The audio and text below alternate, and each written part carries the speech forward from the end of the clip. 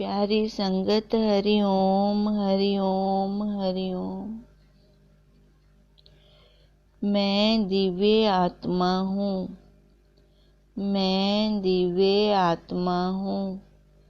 हम सब दिव्य आत्मा हैं, हम सब दिव्य आत्मा हैं। हे सद्गुरुदेव जी, हम सबको सद्बुद्धि दीजिए। ओम ओम ओम।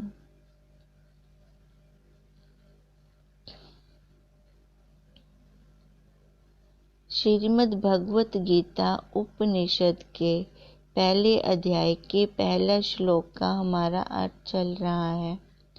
धृतराष्ट्र बोला, धर्म भूमि कुरुश्रेष्ठ, ता युद्धार्थ जो गए।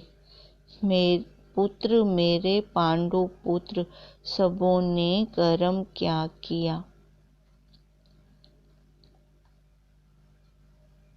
अब ये गीता की शुरुआत ही कहाँ से हो रही है कि धृतराष्ट्र के बोलने से, जो अज्ञान का प्रतीक है। अब वो जो अज्ञान का प्रतीक है, जब भी अपना मुख खोलेगा तो वहां से क्या निकालेगा? अज्ञान ही, क्योंकि बाहर वाली आंखें तो उसकी हैं ही नहीं। अब अंदर वाली आंख व्यास जी देना चाह रहे थे तो भी उन्होंने नहीं ली। तो वो दिव्य दृष्टि व्यास जी ने संजय को दी। अब उसके मन में, धृतराष्ट्र के मन में ये चल रहा है कि जो पुत्र मेरे हैं और पांडु पुत्रों ने ऐसा कौन सा कर्म किया है कि वो धर्म भूमि कुरुक्षेत्र में युद्ध करने के लिए पहुंच गए हैं। क्या ऐसा कर्म है? अब धृतराष्ट्र अपने पुत्र के मोह में फंसा हुआ, वहां से बाहर वो निकल ही नहीं पा रहा। उसके मन में मैं मेरा चल रहा है। अब ये मैं मेरे के भाव जब तक हमारे मन में चलते रहते हैं तब तक तो समभाव हो ही नहीं सकता। उस नित्य प्राप्त परमात्मा का हम कैसे आनंद लें? उसका आनंद तो हम ले ही नहीं सकते, जिसका नित्य योग हमारे जीवन के साथ है और स्वतः है। ये जब तक मैं मेरे का भाव था, नहीं तो देखो धृतराष्ट्र क्या था? राजा था। राजा होते हुए भी कंगालों जैसी उसकी हालत थी, क्योंकि वो उसकी शरण में गया ही नहीं, जिसका नित्य योग हमारे साथ है। हमें जरूरत क्या थी केवल वहां पे? देखो, खाली धृतराष्ट्र की बात नहीं है, हम जो जीव बैठे हैं, हम भी कोई धृतराष्ट्र से कम नहीं है, क्योंकि हम उसके साथ नित्य योग करते नहीं। बाहर संबंध वालों के साथ हमारा योग बन जाता है। हमारी अगर उसकी तरफ जो नित्य हमारे साथ जुड़ा हुआ है उधर दृष्टि जाए तो देखो, जो कलह कलेश है वो तो खत्म ही हो जाए। जो पर की स्थिति परिवार से आती है वो कहाँ हो ही ना। फिर धृतराष्ट्र के आगे भी तो यही परिस्थिति है।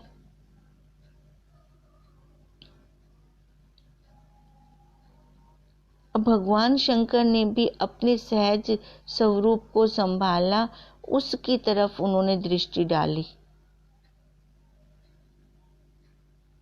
तो विष को भी पी गए, कंठ में ले लिया उसको। देखो, संभाली चीज वह होती है जो पहले से ही हमारे पास हो। किसको हम संभालेंगे? अपने सहज स्वरूप को। अब अपना जो सहज स्वरूप, इसका मतलब उसको संभालें। बाहर तो हम बहुत फैल गए, बहुत पसारा कर लिया, जो अपने पास वस्तु थी उसकी तरफ तो हमने देखा ही नहीं।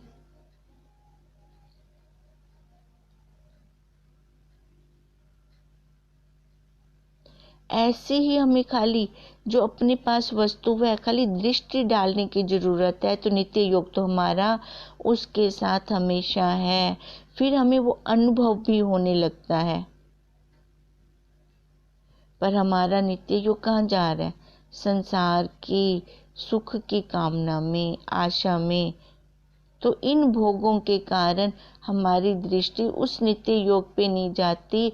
अपनी इच्छाओं को, अपनी वासनाओं को पूरा करने में हम लग मरते हैं। अब उसको पूरा करना है तो वो इतनी जल्दी तो पूरा होगा नहीं।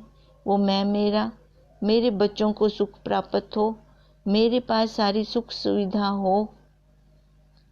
अब धृतराष्ट्र भी ऐसे ही कर रहा था।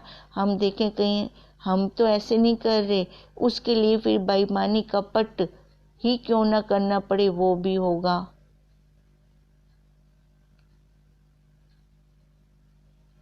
जब तक हमारी दृष्टि संसारिक भोग और संग्रह की तरफ से हटती नहीं है,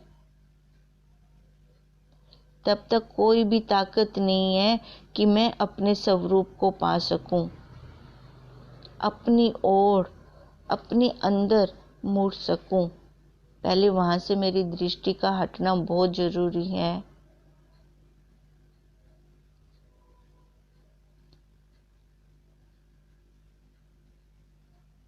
अब अगर किसी कारण से, अब जैसे धृतराष्ट्र के पास पितामह भी तो हैं, ज्ञानवान है।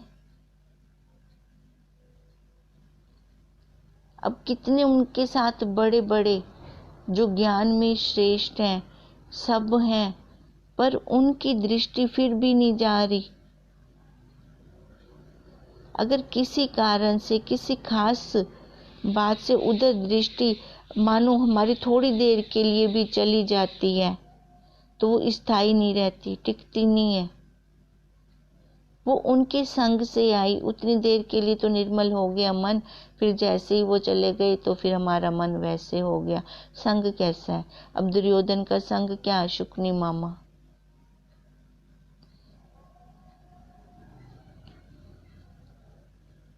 भगवान तो स्वतः सिद्ध है। अब उनके लिए जो स्वतः सिद्ध है, तो वो हमें दिखते क्यों नहीं है? अज्ञानता के कारण, क्योंकि मन में मैं मेरा चल रहा है, मैं मेरे के भाव उठते हैं, संभाव होते नहीं। ये परमात्मा ने अंतःकरण का जो शीशा लगाया है ना, अब हम उसको देखें। अब वही अंतःकरण रूपी शीशा देखेंगे तभी तो हमें कुछ पता चलेगा। देखो, एक तो शीशे के सामने जब हम सीधा खड़े हो जाते हैं, वो स्पष्ट अपने आप को भी देख रही हैं और कमरे में जो वस्तुएं पड़ी हैं उनको भी देख रही हैं। कैसे देख रही हैं? अपनी बुद्धि से। और एक शीशा ऐसा फिट होता है कि साइड से उसमें खाली हमें उसमें बस अपना आपा ही दिख रहा है और कुछ भी नहीं दिख रहा। वो जो शीशा जो हमने साइड पे लगाया है उसमें खाली अपना आपा दिख रहा है। इसका क्या मतलब है? कि वो शीशा जो हमारे गुरुदेव अपनी मुखवाणी से हमें महावाक्य दे रहे हैं, मैं मेरे से हटा रहे हैं, तो वहां पे हमें अपने स्वरूप की झलक दिखती है। फिर वहां पे फिर हम अपनी बुद्धि से नहीं चलते, फिर वहां पे हमने अपनी बुद्धि को गुरुदेव की बुद्धि से रगड़ा। शीशा वो भी जो हमारे सामने है वो भी हमें दिखा रहा है, और शीशा वो भी जो साइड पे है वो भी हमें दिखा रहा है। अब दोनों में डिफरेंस कितना है? अब यही देखो, शुरुआत कहाँ से हो रही है? श्रीमद् भगवत गीता की। पूछ रहा है, पूछ पूछ वो चिपकी पड़ी है, अहंकार की पूछ, कि मेरे को नहीं पूछा। अब वही धृतराष्ट्र पूछ रहे हैं संजय से कि पांडु पुत्र और मेरे पुत्रों ने क्या किया। ऐसी गुरुदेव हमारे से पूछते हैं कि परमात्मा ने चित्त को अंतःकरण और देह रूपी धर्म भूमि में भेजा है। उस जीव आत्मा ने ये देह अंतःकरण रूपी धर्म भूमि लेकर क्या किया। तो वो भी तो पूछने का पूरा हक रखते हैं ना।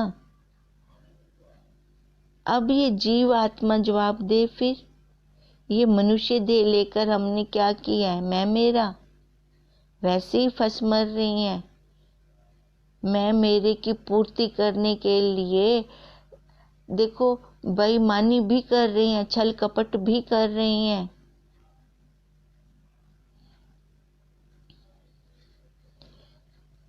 अब गुरुदेव को क्या आंसर दे, क्या जवाब दे कि ये लेकर देह, ये क्या, इसने धर्म भूमि ले ली, देह ले ली, अब ये क्या कर रहा है।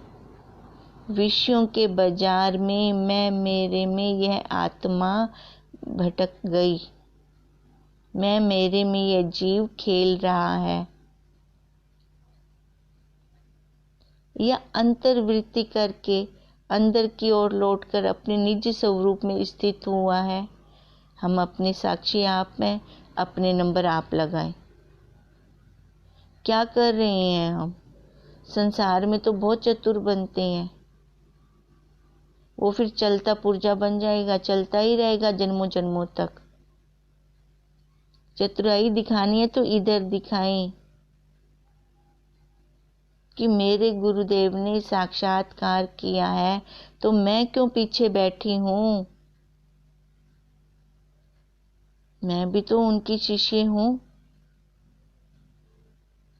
समझ हो तो यही हमें समझ आए। अब इसी में चतुराई दिखाएं, इसी रेस में आगे निकलें। बाहर संसार की रेस में आगे ना निकलें, इस रेस में आगे निकलें और अपनी दृष्टिकाओं सीधी मंजिल के ऊपर हो, दाएं बाएं ना जाएं। क्योंकि देह धर्म भूमि है। सभी देवता अपना अपना धर्म देखो इसमें निभा रहे हैं। ये इंद्रियां धर्मात्मा है। कानों ने सुनना है तो सुनना है, आंखों ने देखना है तो देखना है। ये अपने धर्म में रहते हैं।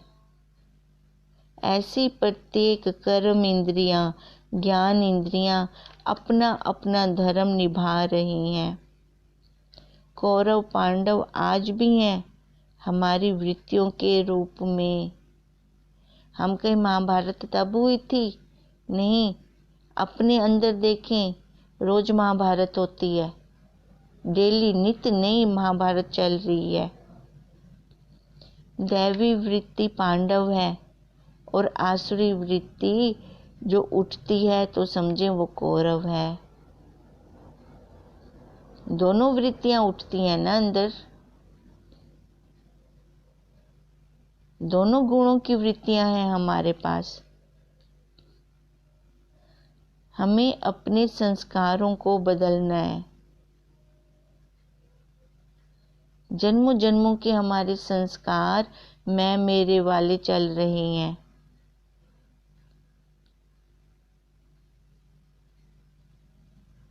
अगर बाहरी रूप से कोई कमी आ जाती है तो हम संतोष भी कर लेते हैं। अगर अंतःकरण में जो सूक्ष्म रूप से दुखों का भोग रही हैं तो वहां पे देखो संतोष नहीं होता, वहां पे हम रोते हैं।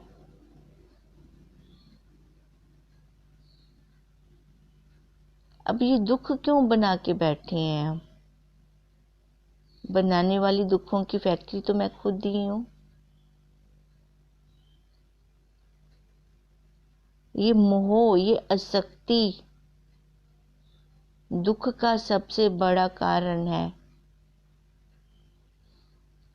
बेटे में इतना मोह है कि वो हमें गलत बोल जाता है, उसके लिए तो मैंने रात रात भर मैं जाग रही हूँ उसके लिए।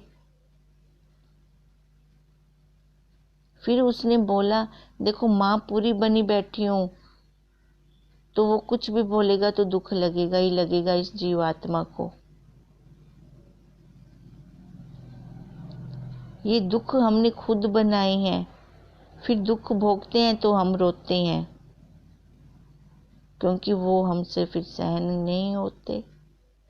अंदर तक, परा तक, कारण शरीर तक हमने माँ वाले भाव डाल दिए। अब धृतराष्ट्र ने पिता वाले संस्कार भर लिए थे।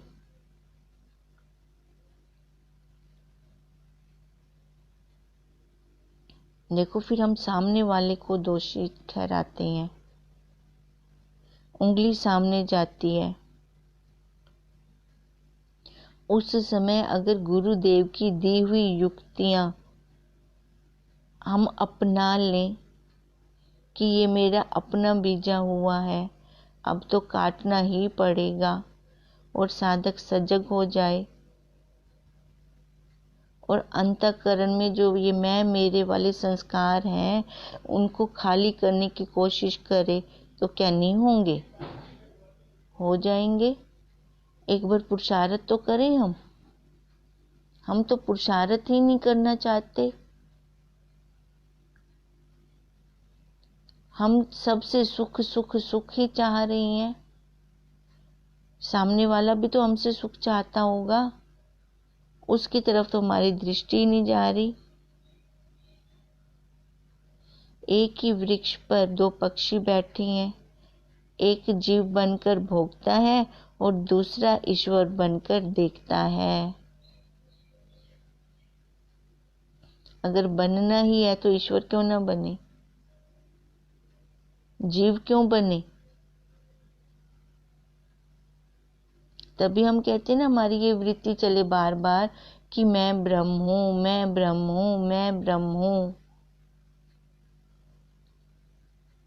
माँ वाली उपाधि में दुख है, बहन वाली, पिता वाली, भाई वाली, नानी वाली, सब उपाधियों में दुख है। इनसे ऊपर चलना है हमें। तो एक उपाधि है, ये भी उपाधि ब्रह्म की, पर ये उपाधि हमें अपने स्वरूप की तरफ ले जाती है, दुखों का, अज्ञान का खात्मा करती है। व्यवहार और परमार्थ दोनों ही रूप हैं। व्यवहार के बिना परमार्थ रूखा है और परमार्थ के बिना व्यवहार रूखा है। देखो, एक बार अगर ये समझ में बैठ जाए, बुद्धि में बैठ जाए कि मैं ब्रह्म हूं, तो व्यवहार बहुत सुंदर होगा और वो जीव का मुख खिला खिला रहेगा, सौम्यता हर टाइम रहेगी। नहीं तो देखो संसारियों को कैसे मुंह मुरझाए हुए होते हैं। पूरी सुख सुविधा है, ऐशो आराम है घर में, पर मन शांत नहीं है।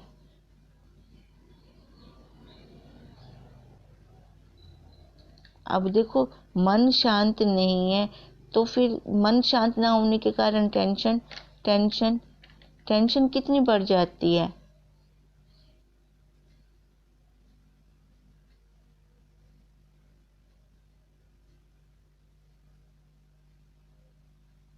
अब इसलिए कहते हैं कि हमारी दृष्टि कहाँ रहे, या तो अपने गुरुदेव के महावाक्यों पर रहे, या फिर हमारे पास शास्त्र हो, उपनिषद हो, वहां पे रहे हमारी दृष्टि। वो भी हमें अच्छा अच्छा देते हैं। इसलिए श्रीमद् भागवत गीता उपनिषद कहा गया है। अब उपनिषद क्या है? सब वेद उपनिषद ये गाय हैं, और गायों का तो दूध निकालते हैं हम। अब गाय के पास जब उसका बछड़ा आता है ना, अपनी सभी नसों में से वो दूध निकाल के एक जगह इकट्ठा कर देती है। फिर अपने बछड़े को वो पिलाती है।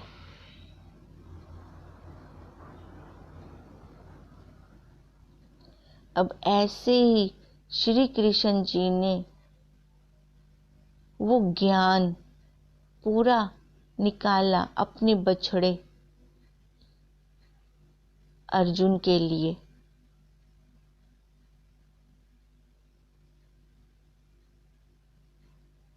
अब जैसे गाय के लिए, गाय के सामने हम पहले बछड़े को दूध पिलाते हैं सबसे पहले। अब जिनके पास गाय भैंस होगी उनको पता होगा, वो सीधा डायरेक्ट निकालने नहीं बैठ जाते गाय, नहीं तो गाय देगी नहीं। वो पहले उसके बछड़े को दूध पिलाते हैं, फिर जाके गाय से उससे दूध लेते हैं। जैसे गाय के आगे पहले बछड़े को खड़ा करते हैं, वह उसके निमित्त हम सबको दूध फिर देती है, हम सबको दूध पिलाती है। ऐसे ही अर्जुन अधिकारी है, वही बछड़ा है।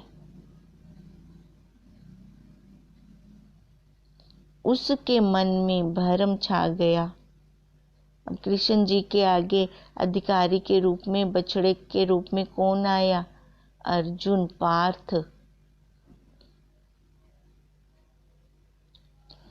तभी नारायण भगवान ने सौमुख से पार्थ को कहा।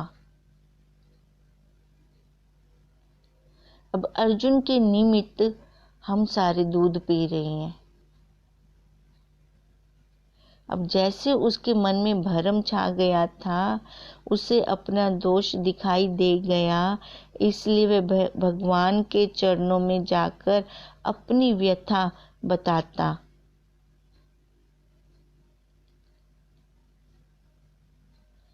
तभी देखो ये गीता बनी, भगवान जी के दिल से फिर गीत निकले अर्जुन के लिए।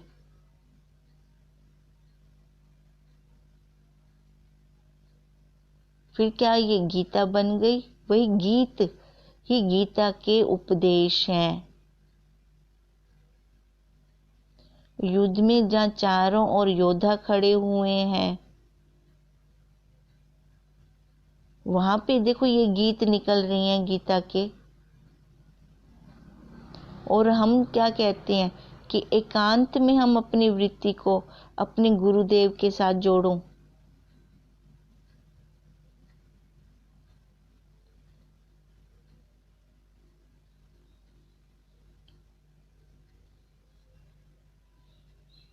अब एकांत में जाकर,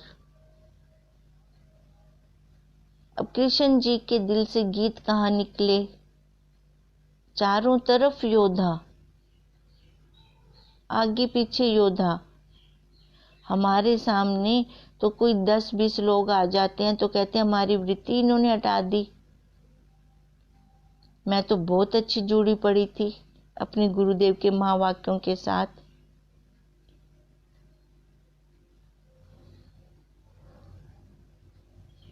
देखो जहाँ कृष्ण जी उपदेश दे रही हैं वहाँ चारों तरफ योद्धा, और जो अर्जुन ले रहा है उपदेश तो उसके लिए भी तो चारों तरफ खड़े हैं, वहाँ 10-20 लोग तो नहीं खड़े। अब उसकी वृत्ति भी तो जुड़ी हुई है उन महावाक्यों के साथ जो कृष्ण जी दे रहे हैं गीत अपने। फिर सबसे पहले तो हमारा यही क्वेश्चन है, हम अधिकारी हैं?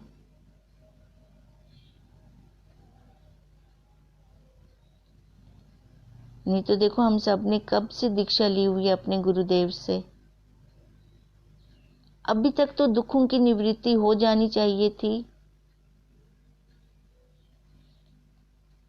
अभी तक तो वो कलह क्लेश जो हमारे अंदर अज्ञानता के कारण चल रहा था वो खत्म हो जाना चाहिए था। अपने अपने दिलों पे हाथ रखकर खुद ये क्वेश्चन करें, हाँ भाई खत्म हो गया कि अभी है, या पुरुषार्थ चल रहा है?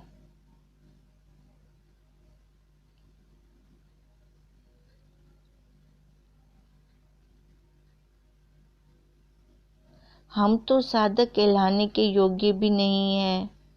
हमें तो शर्म आती है जब हम अपनी जीवनी को देखें। अब हम ऐसे बन जाएं कि अपनी जीवनी को देखें तो हमें शर्म ना आए, ठोक बजा के बोलें कि अब ये मेरा लास्ट जन्म है,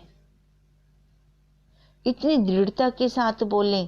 तभी हम ये बार बार देखो, शुरू करने से पहले क्या बोलते हैं कि मैं दिव्य आत्मा हूँ।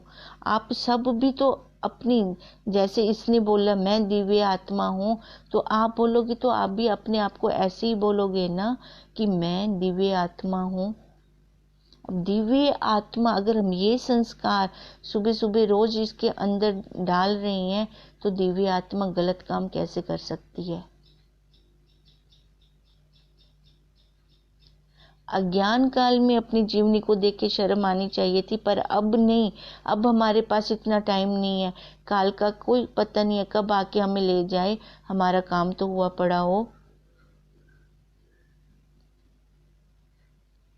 हम इन द्वंद्वों से तो बाहर निकले, मन और बुद्धि के द्वंद्व। मन कुछ कहता है, बुद्धि कुछ कहती है। फिर धृतराष्ट्र से हम कम नहीं है। हमारे पास भी हमारे कृष्ण रूपी गुरुदेव हैं, तो हम अर्जुन क्यों ना बने। जरूरी हमें धृतराष्ट्र और दुर्योधन बनना है?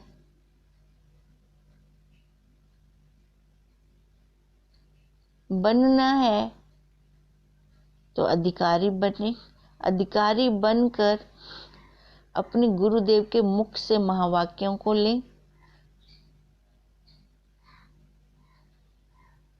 जो ये दुनिया वाले हैं ना, ये तो हमारी देह इंद्रियों को लेते हैं, हमारी वृत्ति को नहीं लेते।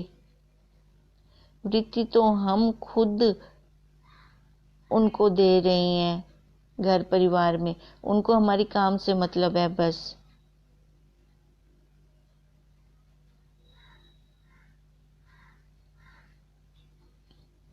हम क्यों फंसे उनमें? अगर हमें हमारी प्रारब्ध पर निश्चय हो जाए कि हुआ है, जो भी होना है वो हुआ पड़ा है,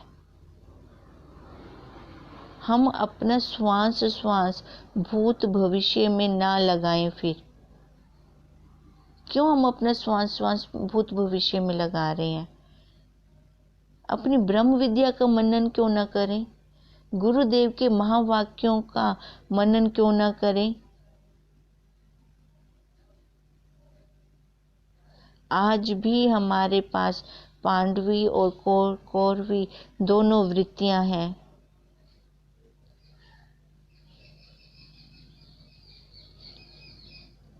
अब देखेंगे तब पता चलेगा ना। सुबह प्रातः जब बिस्तर से उठें तो अपने अंदर देखें कि कौन सी वृत्ति है हमारे। बैठ जाएं वहीं पे ही बिस्तर पे। कौन सी वृत्ति चल रही है, कौरव वाली की पांडव वाली? कौरव वृत्ति कहेगी सो जा अभी थोड़ी देर, सिर में दर्द है, उठ के नहीं बैठना, अपना काम नहीं करना। पर पांडव वाली वृत्ति क्या कहेगी? भी उठ, घर के काम को छोड़, पहले अपना काम कर। घर का काम कभी खत्म हुआ आज तक? वो तो हमें खुद को खत्म करना पड़ता है, वो नहीं हमें छोड़ता, हमें उसको छोड़ना पड़ता है।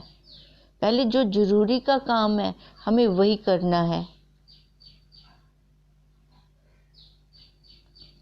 सारे काम शुरू करने से पहले, बच्चों को स्कूल भेजना, नाश्ता बनाना, उससे पहले मेरा अपना काम हो। फिर अपने काम के लिए इतनी जिज्ञासा हो कि अलार्म की भी जरूरत ना पड़े, वो अलार्म हमारे अंदर बैठा हमें उठा दे। 4 बजे आंख खुल जाए, फाटक खुल जाए सारी इंद्रियों के। देखो, अगर हम पूरी दृढ़ता के साथ रात को ये संकल्प करके सोते हैं, वो उठाता जरूर है। सोए हुए को तो उठाया जाए, मन मचले को कौन उठाए। अब यही हमें देखना है कि कौन सी वृत्ति हमारे अंदर चल रही है, कौरव वाली कि पांडव वाली। ओम ओम। इस प्रसंग को कल हम फिर आगे लेते हैं, अपना होमवर्क भी करते रहेंगे। ओम तं नमामि हरिं परम। ओम तं नमामि हरिं परम। ओम तं नमामि हरिं परम। ब्रह्म स्वरूप गुरुदेव के चरणों में कोटि कोटि नमन।